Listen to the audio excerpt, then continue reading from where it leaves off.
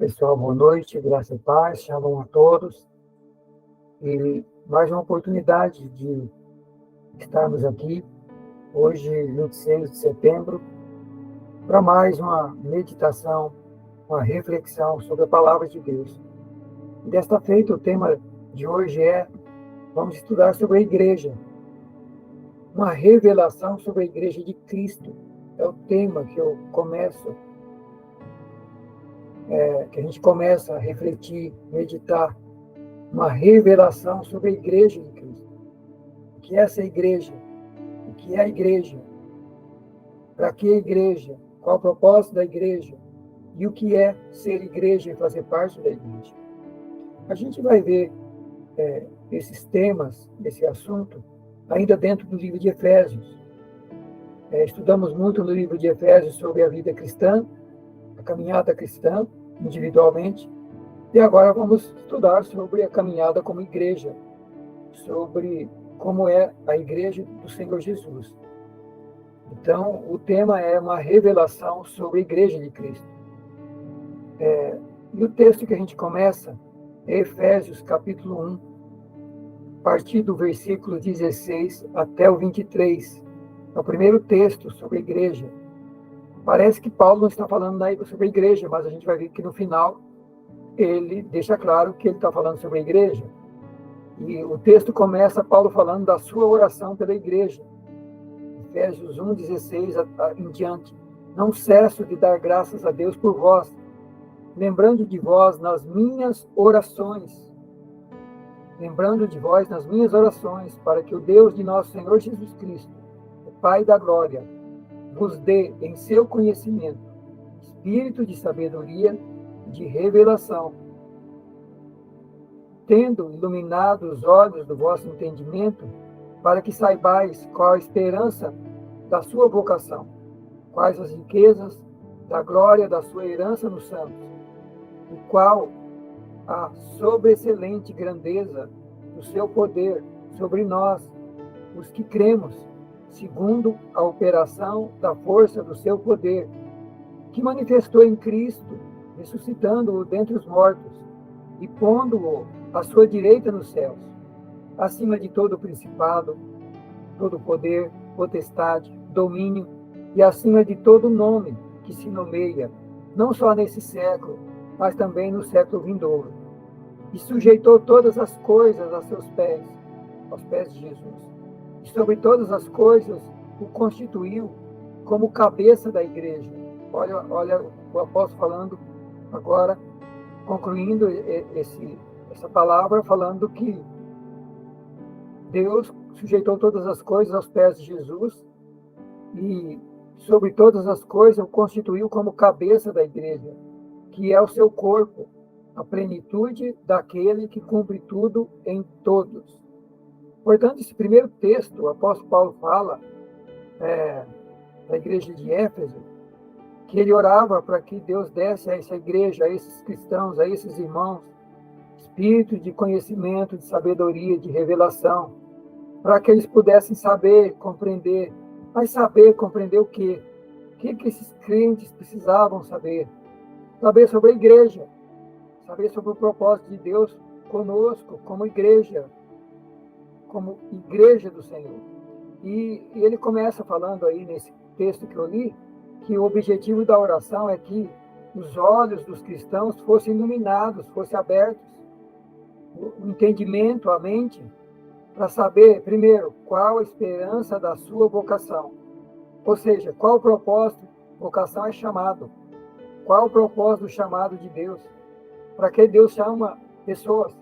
Para que Deus forma igreja, forma um povo? Qual o propósito de Deus chamar um povo, escolher um povo para si? Qual o propósito? E, em especial, a igreja. Porque no Velho Testamento, Deus escolheu o povo judeu, o povo de Israel. E a Bíblia diz que Jesus veio e eles rejeitaram Jesus, e o que aconteceu é que daí a salvação que Jesus veio trazer, a salvação veio para os judeus, mas os judeus rejeitaram Jesus. E aí essa salvação veio para a igreja, veio para o povo que crê em Jesus. E o povo que crê em Jesus forma a igreja de Jesus, a igreja de Deus. E o apóstolo está dizendo que orava pela igreja de Éfeso para que eles tivessem espírito de sabedoria e revelação, e os olhos deles fossem iluminados, o entendimento aberto para entender primeiro o chamado, o propósito do chamado. Por que somos chamados? Para seguir a Cristo, fazer parte do povo de Deus. Por quê? Qual o propósito de Deus com o chamado do seu povo, dos seus santos? Qual o propósito? E Paulo estava orando para a igreja poder entender, ter revelação, pudesse compreender qual o propósito de Deus em chamar, em constituir a sua igreja. E daí eu fico pensando, queridos, de que até hoje a igreja precisa de oração e de revelação, porque a igreja de Cristo não entende ainda, não consegue entender o propósito e o chamado. Tanto é que é uma igreja dividida. Muitos grupos acham que só o grupo deles é a igreja de Cristo, os outros não são. Então, é uma igreja dividida dentro dela mesma. É uma igreja que não tem, que precisa de revelação, de olhos espirituais abertos, de uma visão aberta para o propósito de Deus. Muita gente não entendeu o propósito de Deus. Qual é o propósito do Senhor com a igreja? O que é a igreja? O que é os chamados? Igreja, a tradução literal é os chamados para fora do mundo, para seguir a Cristo, para servir a Cristo, para seguir sua palavra, seus ensinos, viver e pregar o Evangelho. É um povo separado, que Deus está trabalhando, como diz o Efésios aí, que Ele está preparando e purificando através do Espírito Santo e da palavra, para apresentar para Ele um povo separado, zeloso, de boas obras. Então, Deus, Senhor Jesus, está preparando a igreja para apresentar a Ele mesmo um povo santo, separado, de boas obras. Mas é um único povo. Deus não tem dois povos, Deus não tem duas igrejas.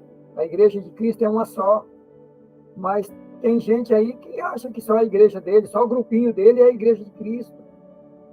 Meus queridos, e por isso muita divisão, muita confusão, e até as pessoas no mundo chegam para a gente e falam: vocês estão falando de Deus aí, falando do Evangelho, falando de Jesus, mas a teologia de vocês, o que vocês pregam, nem vocês se entendem, porque cada esquina tem uma igreja, cada um falando de um jeito, cada um pregando uma coisa. Então, meus queridos, eu vejo que essa palavra com o título de revelação, uma revelação sobre a igreja de Cristo, é muito oportuna. Precisamos refletir como igreja sobre isso, porque não temos entendido o significado de igreja como devíamos entender. Não foi só na época do apóstolo Paulo, não foi apenas a igreja de Éfeso que não entendia o que é ser igreja. Não entendia o propósito, não entendia o chamado, não entendia a vocação, não entendia as riquezas da herança desse povo. A segunda coisa que ele fala, primeiro vocês precisam entender a vocação, o chamado, o propósito. Para que vocês foram chamados? Qual o propósito de Deus unir, construir uma igreja, construir pessoas e unir pessoas para formar a sua igreja? Qual o propósito dele com isso? Segunda coisa, quais as riquezas da glória, da herança desse povo? O que a igreja de Cristo possui? Será que os cristãos no Brasil e no mundo têm ideia qual é a herança, qual a riqueza, a grandiosidade da riqueza que possui a igreja, a herança que possui a igreja, os santos de Deus? Será que nós temos ideia da riqueza, da glória, da herança que nós temos em Cristo? Ou a nossa visão é medíocre, é pequena e a gente não consegue ver, e muitas vezes a gente só sabe reclamar, a gente só enxerga aquilo que nós enxergamos como igreja até hoje, a nossa visão, e a gente não vai para a Bíblia, para Deus, para o Espírito Santo, para dizer: Senhor, qual o propósito do Senhor com a igreja? Segundo, o que o Senhor deu para a igreja? Quais as riquezas espirituais que essa igreja tem? Até porque material, a igreja cristã no Brasil e no mundo é rica.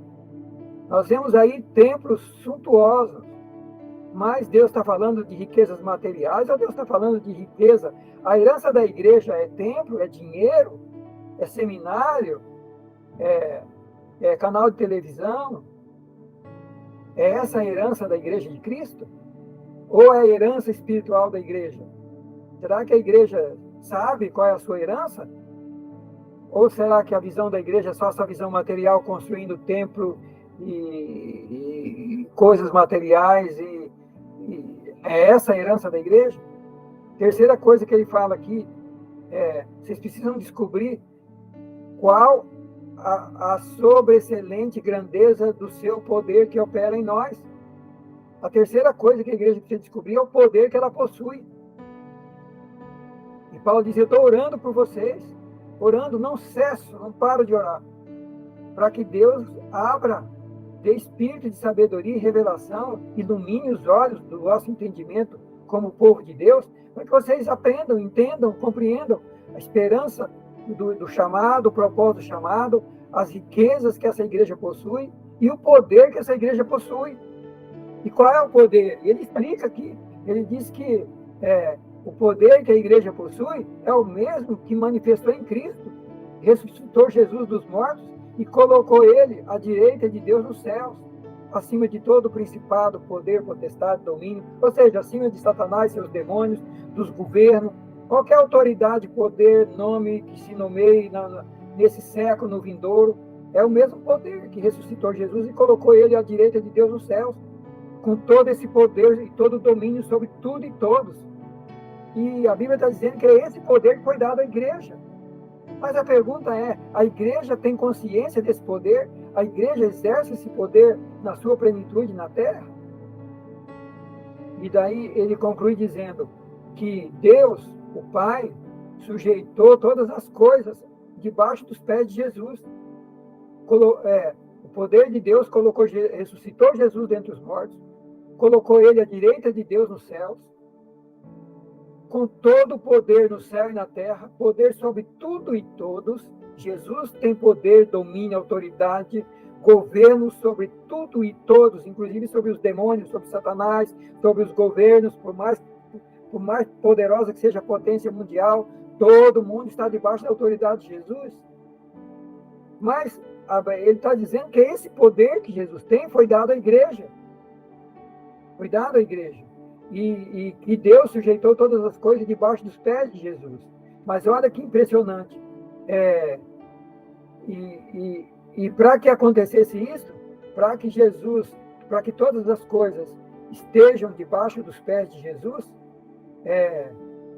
Jesus Cristo foi constituído como cabeça da igreja. Então a igreja é um corpo, espiritualmente falando, onde todos os cristãos do mundo inteiro é um corpo, e Jesus Cristo é o cabeça. Todo corpo tem uma cabeça. E esse corpo espiritual chamado igreja tem uma cabeça, e essa cabeça é Cristo. Então, quem é o cabeça da igreja? Jesus. Essa igreja, ela precisa entender o seu chamado, ela precisa entender as riquezas que ela possui, a herança que ela possui, ela precisa compreender o poder que ela possui, que é o poder que ressuscitou Jesus, é o poder que colocou Jesus à direita de Deus no céu, mas ela precisa entender que ela é um corpo na terra, que o cabeça é Jesus, e esse corpo, chamado igreja, que está na terra, para colocar junto com Jesus todas as coisas debaixo do pé de Jesus, essa igreja, a missão dela, uma das missões dela é essa. Olha o versículo último, que sujeitou todas as coisas a seus pés e sobre todas as coisas o constituiu como cabeça da igreja. Deus sujeitou todas as coisas debaixo dos pés de Jesus, e para que aconteça isso, Deus constituiu Jesus como cabeça da igreja, que é o seu corpo. Então, a igreja é o quê? É o corpo de Jesus, e ele é o cabeça, a plenitude daquele que cumpre tudo em todos. Então, para que Jesus governe, coloque tudo debaixo dos seus pés, a igreja existe para isso. O povo de Deus está na terra para isso. Para esse processo de sujeição, de subordinação de todas as coisas debaixo dos pés de Jesus. E a igreja faz parte desse processo. A igreja é o corpo, Jesus é o cabeça. É Jesus e a igreja que está colocando e vai colocar tudo debaixo dos pés de Jesus.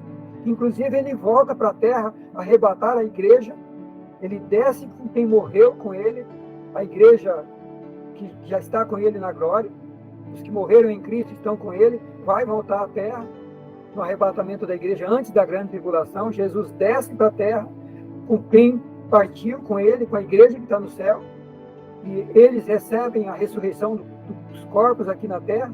E quem estiver vivo, o corpo é transformado e é arrebatado, se une a eles e vai, durante a grande tribulação, estar com Cristo nos céus para a grande ceia, a grande reunião das bodas do Cordeiro. Enquanto a terra vai estar pegando fogo aqui com tudo aquilo que vai acontecer no Apocalipse, a igreja de Cristo vai estar com ele no céu. Só que quando terminar o período da grande tribulação, após os 7 anos da grande tribulação, o Senhor volta para a terra, aí com toda a sua igreja, porque a sua igreja vai estar unida. Agora tem uma parte da igreja na terra, os que estão vivos estão na terra, e os que já morreram estão no céu. Mas no período da grande tribulação vai se unir todos, e Jesus volta depois do período da grande tribulação para reinar sobre a terra 1000 anos, o período do milênio, e ele volta para a terra para concluir esse processo de colocar todo mundo debaixo dos seus pés, prender Satanás, colocar ele lançar ele no poço do abismo, seus demônios, e Jesus Cristo, literalmente, pessoalmente, com a igreja, reinando sobre a terra durante 1000 anos. Então, a igreja precisa ter uma visão ampla, qual é o propósito da igreja na terra. E eu estou apenas dando algumas pinceladas aqui sobre essa grandiosidade desse propósito. Esse é o propósito para mim, para você, para todos nós, queridos, como igreja. Esse é o propósito de Deus com a sua igreja. Então, isso significa a identidade da igreja. O que é e quem é a igreja de Cristo na terra. Então, essa é a igreja do Senhor Jesus na terra. Nós precisamos ter essa visão. Ter os olhos abertos para essa visão. Segunda coisa que o apóstolo Paulo fala sobre a igreja, agora no capítulo 2 de Efésios. 2 de Efésios, lá no versículo 19 a 22, ele fala assim: assim, vocês não são mais estrangeiros e nem forasteiros, mas agora vocês são concidadãos dos santos e membros da família de Deus, edificados sobre o fundamento dos apóstolos e dos profetas, de que Jesus Cristo é a principal pedra da esquina, no qual todo edifício bem ajustado cresce para templo santo do Senhor, no qual também vós, juntamente, ou seja, vós, juntamente, igreja, vocês, juntamente, igreja, estão sendo edificados, estão sendo construídos para morada de Deus no Espírito. Agora ele continua a revelação. No capítulo 1 ele fala da vocação da igreja, o chamado da igreja. Ele fala sobre as riquezas que a igreja de Cristo tem. Ele fala sobre o poder que a igreja possui. Ele fala que a igreja é o corpo de Cristo, onde ele é o cabeça. E ele fala que a igreja é um instrumento que Deus tem para sujeitar todas as coisas a Cristo, no capítulo 1. Agora, no capítulo 2, ele está dizendo que esse povo que não é mais estrangeiro, não é mais forasteiro, não, agora se tornou povo de Deus. Vivia no mundo, no pecado, longe de Deus e no reino das trevas, mas agora é o que diz o capítulo 2, 1. Mas agora em Cristo fomos salvos, pela graça fomos salvos e colocados no reino de Deus. Agora fazemos parte do reino de Deus, somos família de Deus, somos povo de Deus, concidadão dos santos, membro da família de Deus.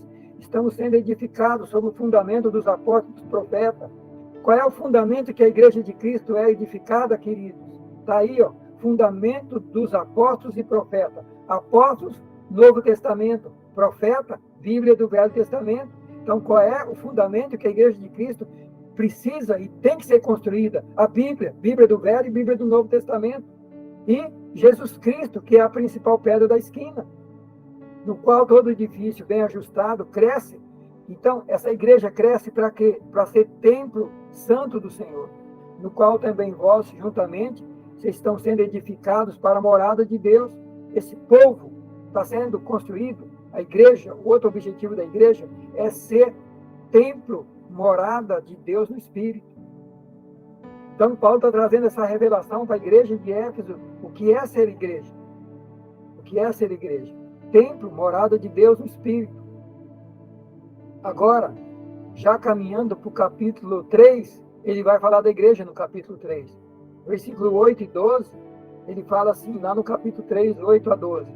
A mim, o mínimo de todos os santos, Paulo falando, se considerando como o mínimo de todos os demais cristãos, me foi dada essa graça de anunciar entre os gentios, por meio do Evangelho, as riquezas incompreensíveis de Cristo, e demonstrar a todos qual seja a comunhão do mistério. Olha só, demonstrar a todos, Paulo dizendo que a ele foi dado a graça, a revelação para demonstrar a todos um mistério que esteve oculto em Deus, que tudo criou por meio de Jesus Cristo.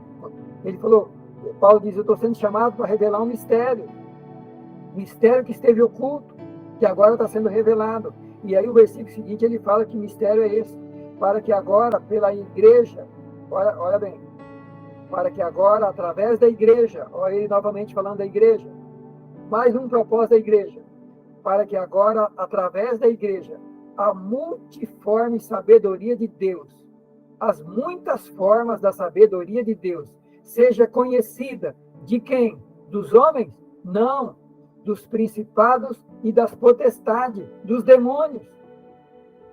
Olha que lindo. Agora, através da igreja, as muitas formas da sabedoria de Deus seja conhecida dos principados e da potestade nos céus, segundo o eterno propósito que ele fez em Cristo Jesus, no qual temos ousadia com confiança pela fé nele. Então, aqui no capítulo 3, Paulo está falando de novo da igreja, falando que a igreja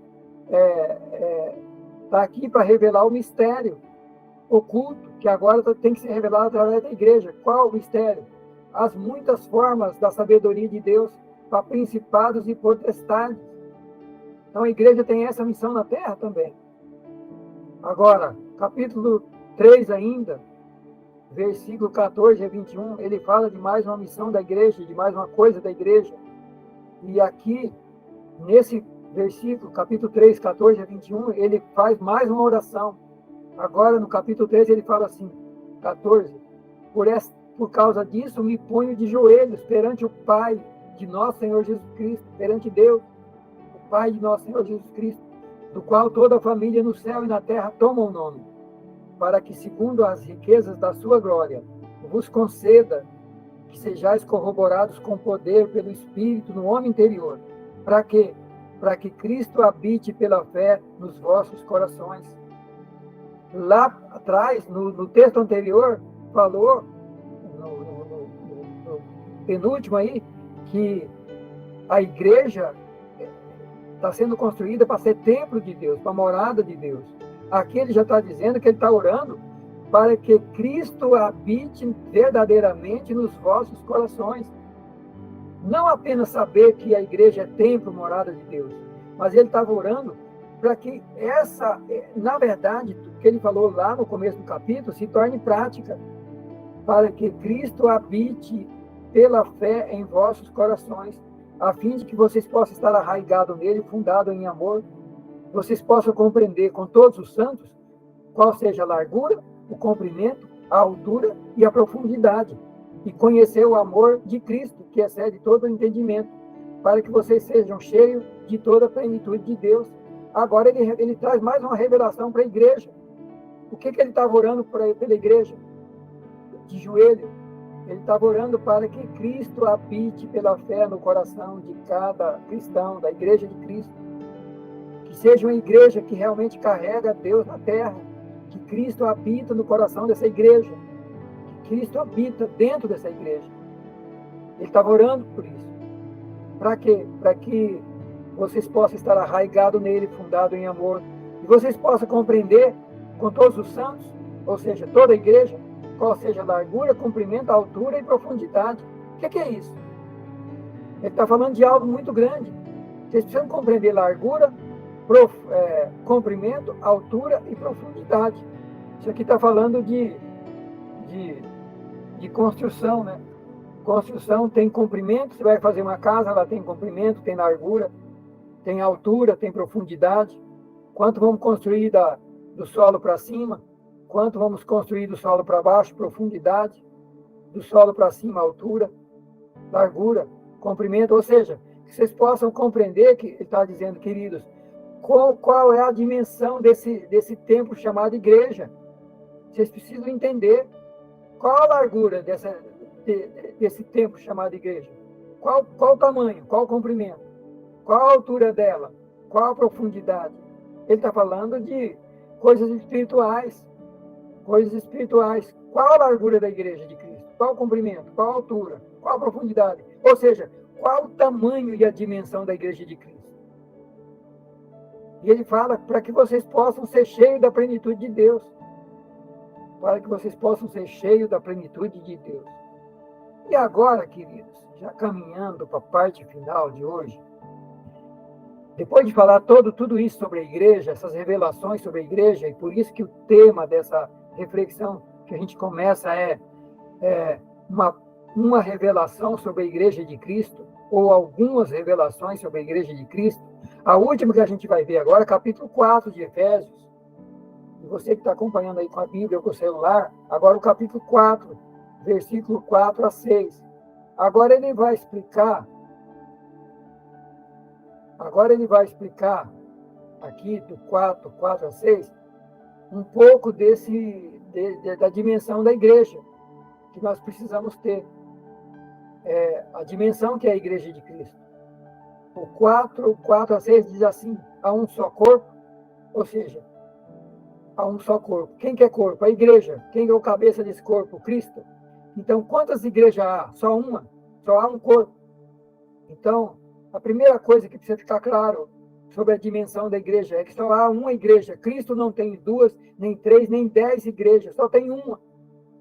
Só tem um povo, só tem um corpo, só tem uma igreja.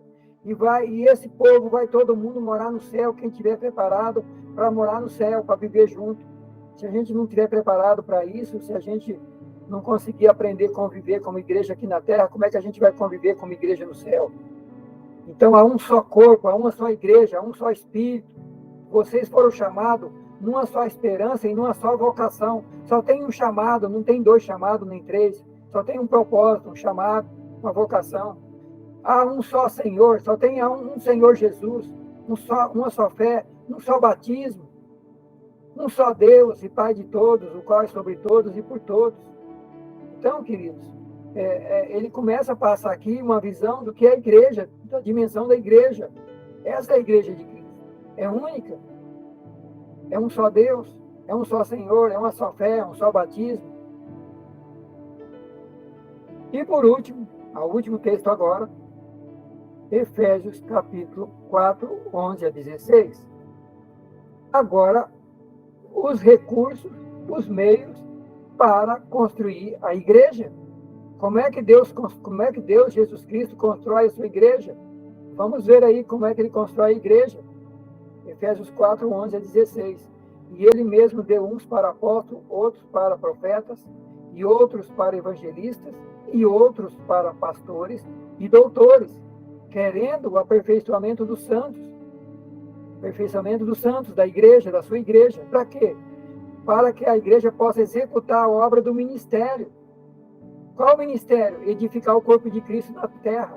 Igreja constrói igreja. Cristão que faz parte da igreja, que é um membro do corpo de Cristo, está aqui para construir a igreja. Cristão está para levar outro a conhecer a Cristo. Cristão está aqui na terra para ser preparado para construir a igreja de Cristo. É o que ele está dizendo aqui. Que o objetivo desses ministérios que ele dá para a igreja, e os 5 ministérios, apóstolo, profeta, evangelista, pastores e doutores ou mestres, é para aperfeiçoar os santos, aperfeiçoar a igreja para a obra do ministério. Qual o ministério? Edificar o corpo de Cristo na terra, edificar a igreja de Cristo na terra. E além disso, é trazer unidade de fé, até que todos cheguemos à unidade de fé. Segunda coisa, conhecimento do Filho de Deus. Terceira coisa, a homem perfeito. Quarta coisa, a estatura de Jesus Cristo. Crescer, crescer, crescer, até se tornar gente igual a Jesus Cristo. E por último, para que a gente não seja mais meninos inconstantes, levados em roda por tudo quanto é vento de doutrina, pelo engano dos homens, que com astúcia enganam fraudulosamente. Então, o objetivo dos ministérios é aperfeiçoar e preparar os santos para executar a obra de edificar o corpo de Cristo na terra. Segundo, trazer unidade de fé, conhecimento do Filho de Deus, fazer com que cada cristão se torne um homem perfeito em Cristo, a estatura completa de Cristo. E, por último, que a gente não seja meninos na fé, levado por tudo quanto é vento de doutrina, pelo engano dos homens que com astúcia enganam fraudulosamente. Antes, ou seja, pelo contrário, seguindo a verdade em amor. Qual verdade? A verdade trazida da palavra de Deus pelo Espírito Santo através desses ministérios.